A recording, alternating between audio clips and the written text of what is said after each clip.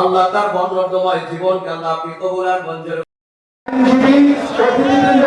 সকলের প্রতি গভীর কৃতজ্ঞতা প্রকাশ বসেছেন।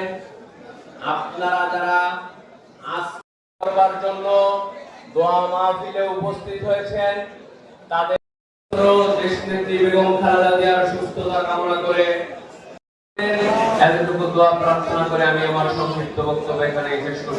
প্রেসিডেন্ট জিয়া রহমানের আত্মার মাগফিরাত কামনা করব। আমরা দেশনেত্রী বেগম খালেদা জিয়ার আত্মার মাগফিরাত কামনা করব। জুলাই অভ্যুত্থানে আমাদের বাগেরহাট জেলা থেকে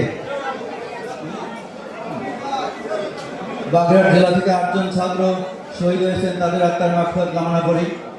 গত 16 বছরে আমাদের বাগেরহাটের বিশেষ করে ছাত্র নেতা সাব্বির, স্বেচ্ছাসেবক দলের নেতা তানুর ভূঁইয়া এবং ছাত্র নেতা ইমাদুল সহ আমাদের সর্বশেষ ডেমা ইউনিয়নের কৃতি সন্তান সজীব তালুকদার শহীদ হয়েছে, তাদের আত্মার মাগফিরাত কামনা করি।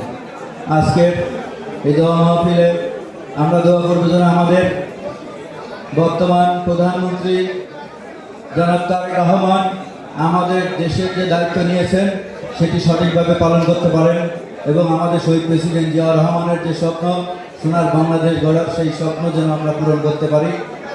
আপনাদের সবাইকে ধন্যবাদ।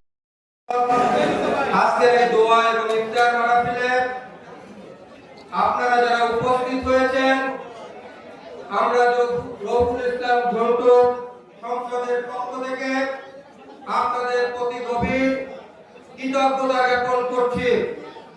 আপনাদের এই অংশগ্রহণে আমাদের এই আয়োজন সার্থক এবং সুন্দর হয়েছে। আপনাদেরকে অশেষ ধন্যবাদ জ্ঞাপন করছি।